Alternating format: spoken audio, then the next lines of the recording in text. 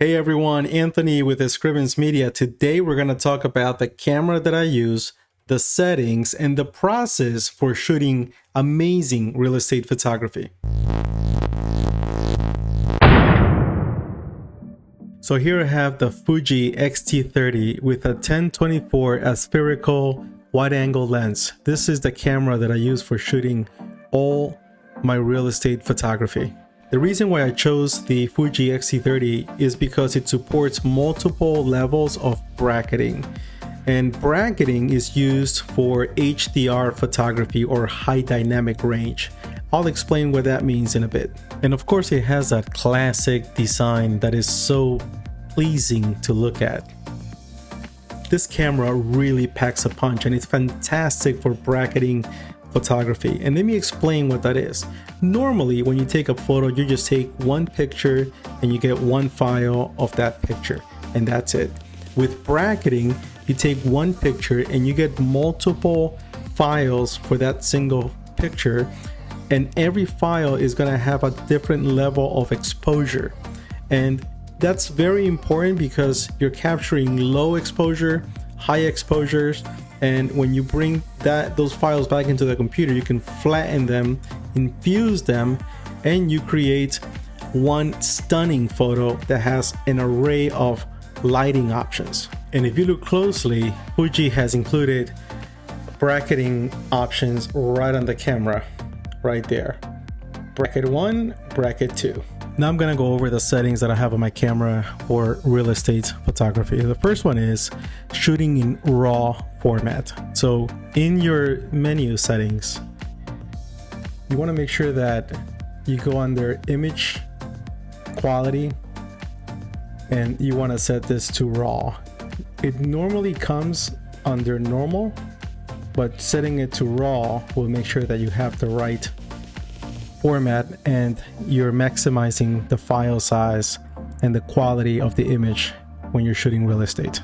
Next, you want to update your bracket settings, and in your camera's menu, you go into the shooting settings and then you go over to drive settings, and you'll notice that there are two settings on drive settings. There's bracket 1 and bracket 2. These correspond to the bracket 1 and bracket 2 options on top.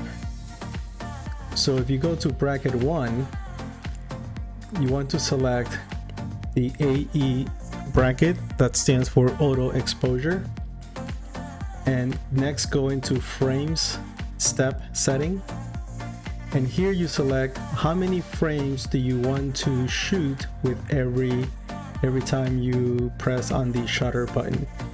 And the steps is basically the exposure steps of these photographs. So each time you press the shutter button, you will be taking 5 different frames or 5 photos, one at 0 exposure, one at +2 and +1, and then on the other side -1 and -2. So you'll end up with 5 different frames. Normally with HDR, you have a minimum of 3, but you can go up to 7 or 9. And notice how these numbers are odd numbers. That's because there's always going to be a 0 exposure on every bracketing photograph. Okay, so you have 0 and then +1, +2, -1, -2 in 5 frames, for example. And in 7 you have 0, +1, +2, +3, -1, -2, -3, etc. So this is how you set the bracketing on your camera. Let me demonstrate. We're gonna use the motorcycle and we're gonna frame this up and take a picture of it. Notice how the camera just took 5 different exposures of that one photo. 2 of the photos are underexposed, 1 is normal, and 2 are overexposed. This technique is very important in real estate, especially if you're shooting in darker rooms. What I normally do is set 5 frames for bracket 1 and up to 7 frames for bracket 2 in case I need to shoot a room that is darker and I need those additional exposures.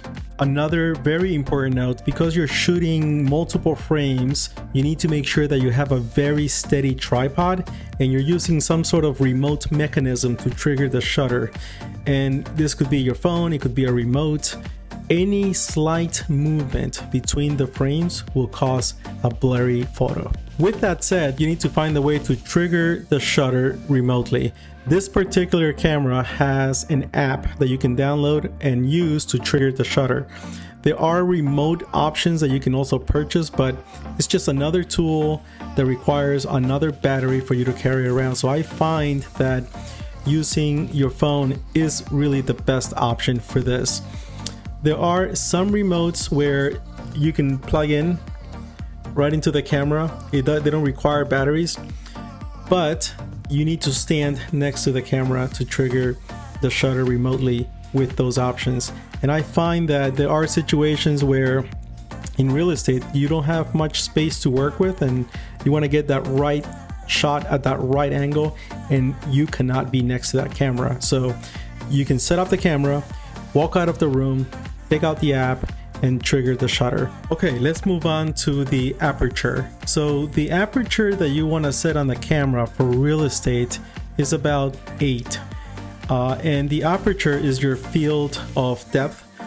You'll find that with this spherical lens, there's an option here to set your aperture from automatic to manual. And you want to set that to manual. After you've set that to manual, you can use the ring of the lens to control your aperture. So as you're moving the ring, you'll notice that the aperture setting, let me see if this is focusing here. The aperture setting is changing. There's your f11, f10, f9, etc. Okay, so you want to make sure that the aperture is set to f8 for real estate. Get it? F8, real estate. All right, the next thing you want to do is set the shutter speed to automatic. And you do that by turning this dial to the A. This is your shutter speed dial. And finally, you want to set your ISO to 400 or less. Ideally, 400 will work. In simple terms, your ISO is what makes your photos brighter or darker.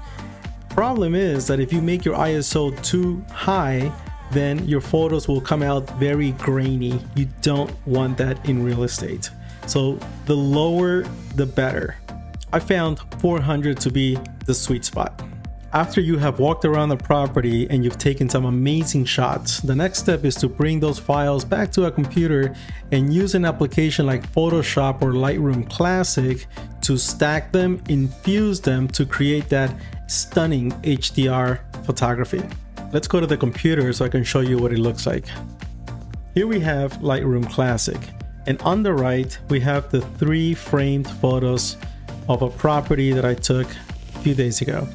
So here we have the underexposed photo, we have a normal exposure, and an overexposed photo. And the reason why I took 3 frames for this property was because of the lighting. There is a lot of natural light that goes into this property, so I decided to go with 3 frames for this particular shoot.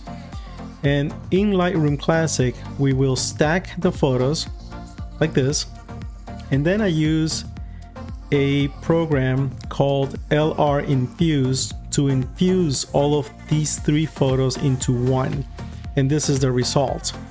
So we have one single photo that contains all of the information of the 3 other frames that I took. So when you lower the exposure or when you raise the exposure, it's actually using the information contained in those 3 frames to give you the right lighting and the right elements to control whatever lighting and information you want to include in this particular shot. I hope you see the value of shooting in HDR. This technique works for all kinds of properties, no matter of artificial or natural lighting conditions. At Scribbins Media, we don't cut corners. We make sure that every work is delivered with high quality and on time. So I really hope you found this video educational and useful. If you have any questions, please send me a message or visit scribbensmedia.com to browse through all the amazing services we have available for you. Ciao.